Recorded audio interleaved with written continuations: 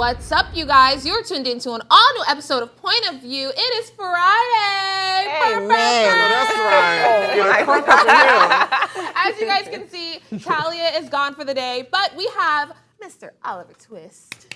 Thank you. Welcome back. Yes. Welcome back. I love being here with you guys, but I'm We going to love be so having sad you. to go. No. You'll be back. Yeah, I'll you'll be back. For Yes, sure. yes. We love having you here. You're you're gonna be a regular. I appreciate that. And I kind of like the new position. Her seat feels really nice.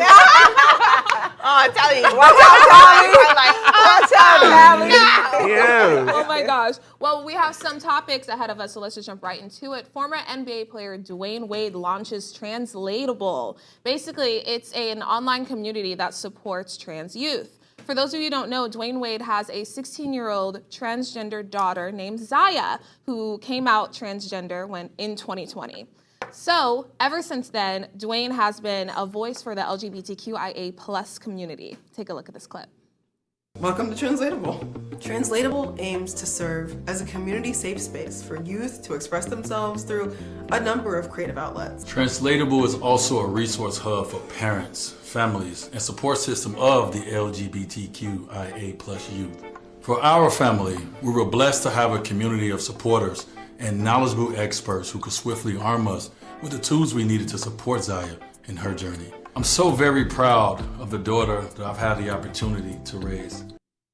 I honestly love this. I love it. And we too. need more parents like Dwayne Wade. Honestly. Yeah. Honestly, I love that for her and him and the Right. community. I feel like this is so necessary for the community. Absolutely. Just a place to come and just to have that some support. Yes. Yeah. Definitely. Yes. It makes me very emotional to watch this clip. This was my first time ever seeing it, and seeing this black man that people do respect, who's very accomplished, who does what people would consider heteronormative things, such as playing basketball, stand there in front of the entire world next to his child and support them in their journey.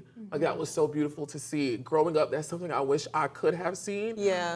And to be present and alive, still young and beautiful. Period. But to see something like that being presented to the youth on a mass level is beautiful. Yes. And I think it's very amazing what he's Yes. doing Yeah. and what Zaya they're choosing is so to share. blessed. Zaya honestly. is honestly very And blessed. she's beautiful. Oh, yeah. I'm like, look at this little girl. She cute. Look at that little baby.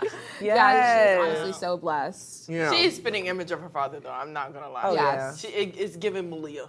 Aw. And my baby look just like her daddy, just with this little long hair and beads. That's Yeah. it.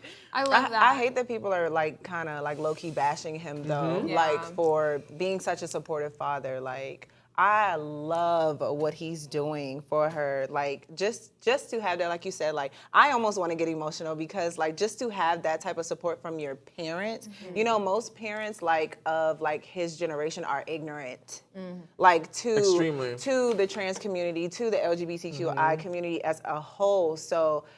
For her to have that support, like you said, like on a larger scale and to present that to the world, like so other people can join their community too and feel safe with that support is amazing. Yeah, yeah, because a lot of transgender individuals don't have the support of their fathers or home. their Nope. mothers. Yeah. And usually it's mostly the fathers. Yeah. So for her to have that, I'm just so happy that she has that, honestly. Yeah. But like you mentioned, like a lot of the comments, they were so Horrible. ugly, awful. yeah. Oh, yeah. Like my thing is like, okay, even as human beings, even let's just say even as a hetero human being, we go through the process when we're kids, when we start getting curious, we're like, oh, I think I like this boy. Oh, I'm feeling this sort of way. And then you go to your parents and you talk about it and they tell you about it. You learn through life. I feel like, how dare you, Come on. like, it's so wrong to like stop that like process of development just because the You don't person think they're it's looking right. at doesn't align with the person you may look at. You know what I mean? This is a completely different person. I feel like your job is to just raise them to be a good person. But if they don't choose the kind of person that you choose, why does it matter? Like, that's just my thing. What you just said is so beautiful because that is a phenomenon that is present in the Black gay community, especially amongst us men.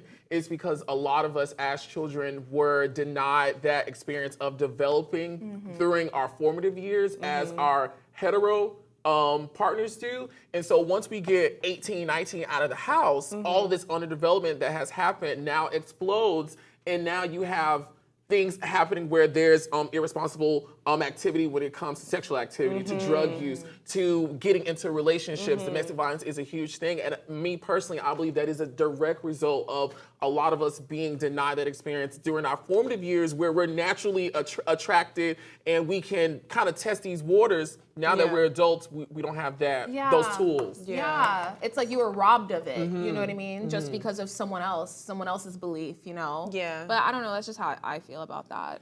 Yeah, I just, with parenting, now that I'm a new parent, I just question how was his transition? Like, I don't even know how I would, of course, whatever Malia decides to do, I'm gonna support her regardless, you know what I mean? But that is tough. It's a tough process. I know, because you have this idea and image and expectation that you want your child to be, you know, in the room, when you give birth to a child and they say you're having a boy, you're having a girl, you automatically think, oh, I can't wait to have a daughter-in-law, a son-in-law, a wedding. You think about their entire future. And it just, as soon as you see them. Exactly. Yeah. Like when I had Malia, it was as soon as I saw her, I just saw her life as a kid. Like I'm moving mentally faster, you know, and I'm still in the hospital. Right. You know what I'm saying? And I'm like, oh my God, she's gonna have this. And then your child grows and you're like, okay, right now Malia playing with a whole lot of cars right now, and I don't know really how to feel, but I'm gonna put them bows in her hair, you know, and she gonna rip them out and break them every time.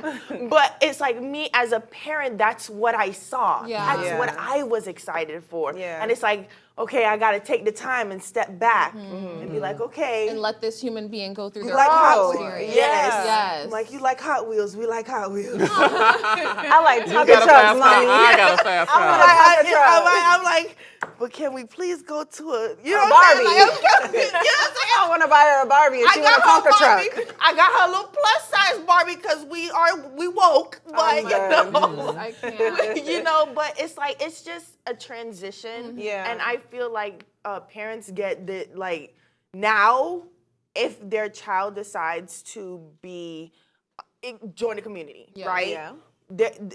The parents get this kind of stare, like, what you about to do? What you about to do right now in this moment? You can't feel you have no feeling.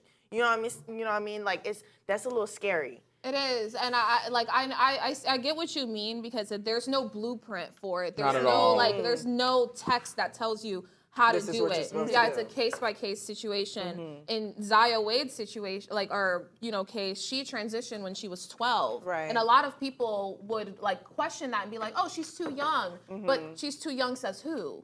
Like, you know what I mean? Like, where's the what blueprint are you going off of? Yeah. you know? I do believe it is necessary for a responsible parent to be present to kind of navigate that experience, because, you know, a child is still a child. Yeah. Very true. And like everyone else, what you feel at 12, you may not necessarily feel at 14. But I think what the Wades are doing is providing an example of how you safely allow your child to have that experience, you know, in a safe way, in a very safe way. And again, I just think it's something to be proud of. Yeah, Extremely I proud of. agree. And maybe the app Translatable, maybe he's gonna put his process or what maybe For parents. Exactly, for parents. And I'm pretty sure there's some professionals that have gotten involved to also give some advice, because you're absolutely right.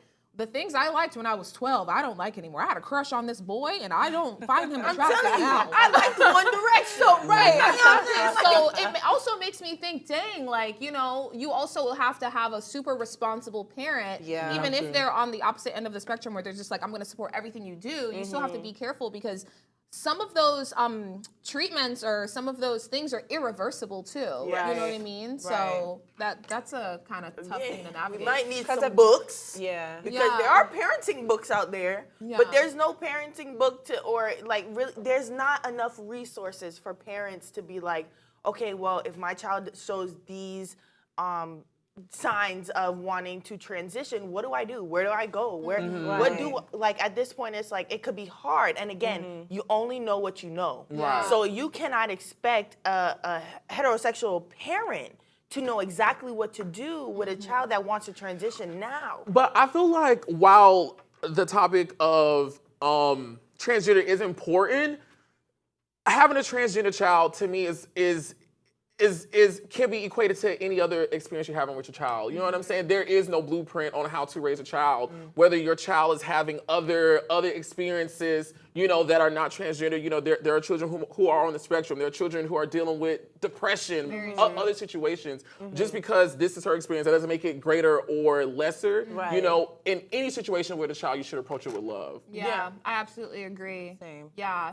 I can only imagine like the mental health toll or whatever that she had to go through. For the parents' capacity. Exactly, to even the parents, because Be society. so patient, right. you know, like with a child. It is scary. Like I don't have no I ain't kids, gonna but lie, I can just imagine how scary it is to have your son tell you, you know, like, hey, like actually, like I want to wear makeup and I want to wear heels. You know what I'm saying? Like, and for you to take that into consideration and not bash them immediately or try to pray something out of them. I hate the parents that be like, oh, I'm gonna pray this out of my child. Like, why are you?